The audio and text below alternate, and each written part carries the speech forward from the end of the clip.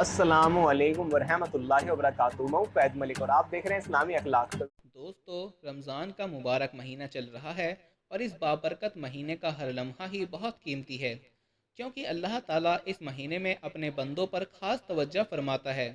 इसलिए हमें चाहिए इस महीने में अल्लाह का कुर्ब हासिल करने के लिए ज़्यादा से ज़्यादा इबादत का एहतमाम किया जाए और हर उस काम से बचा जाए जो अल्लाह की नाराज़गी का सबब हो। प्यारे दोस्तों, हमारी आज की वीडियो का टॉपिक उन गलतियों के बारे में है जो अगर कोई रोज़ेदार करता है तो उसका रोज़ा टूट जाता है। आपसे गुजारिश है कि इस बारे में जानने के लिए इस वीडियो को आखिर तक ज़रूर देखिएगा, क्योंकि ये वीडियो बहुत अहम मसले पर है जिसका इल्म हर मुसलमान मर्द और औरत को होना ज़रूरी है। दोस्तों, हम आपको उन गलतियों के बारे में भी ज़रूर बताएंगे, लेकिन उससे पहले आपको रोज़े के फ़ज़ाइल और बरक़ात के बारे में भी बताना ज़रूरी समझते हैं। नबी अकरम सल्लल्लाहु अलैहि वसल्लम ने इरशाद फरमाया कि अगर कोई शख्स रमज़ान मुबारक के रोज़े अल्लाह के लिए सवाब की नीयत से रखे तो उसके पिछले तमाम गुनाह बख्श दिए जाएंगे।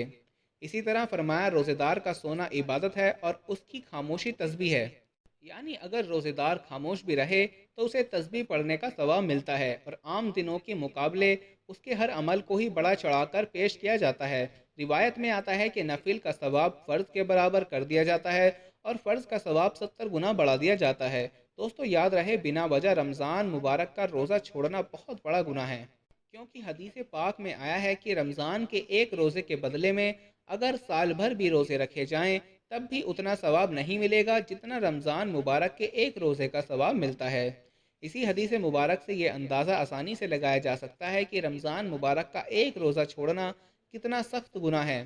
प्यारे दोस्तों, अब हम आपको उन गलतियों के बारे में बतला देते हैं जिनका जिक्र हमने आपके साथ वीडियो के शुरू में किया था।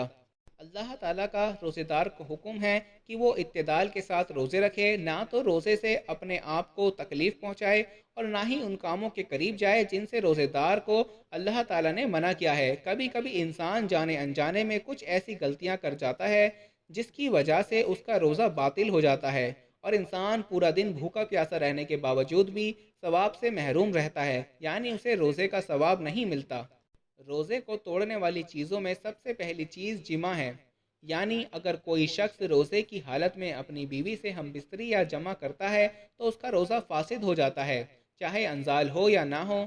और ऐसा करने वाले को अपनी इस हरकत पर अल्लाह ताला से तौबा करनी चाहिए। ऐसे शख्स को उस दिन का रोज़ा पूरा करना होगा और उसके साथ साथ रोज़े की कज़ा भी होगी।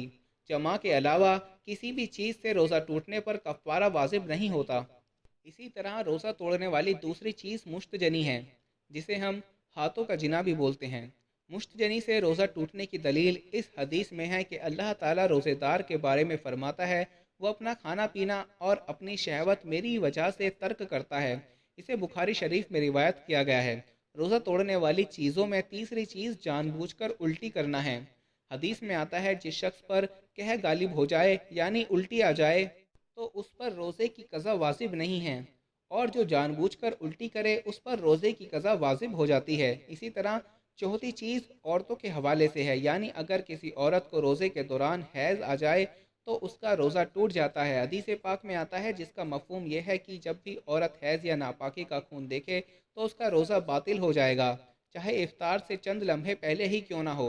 और दोस्तों, हम आखिर में आपको ये भी बताना चाहेंगे कि जैसे आप सब लोग जानते हैं कि पूरे देश में लॉकडाउन चल रहा है और लॉकडाउन की वजह से हमारे जो गरीब लोग हैं, हमारे जो गरीब भाई बहन हैं, उनके पास खाने को पैसे नहीं हैं, उनके घरों में राशन नहीं है, वो रातों को भूखे सो रहे हैं और हम जो हैं ऐसे 100 लोगों को रोज़ाना खाना खिला रहे हैं। तो हम चाहते हैं कि जितना ज़्यादा हमसे हो सके हम उतने लोगों को खाना खिला सकें। और माशाल्लाह इस काम में हमारे बहुत सारे भाई हमारा साथ दे रहे हैं, जिनकी मदद से हम रोज़ाना 100 लोगों को खाना खिला रहे हैं।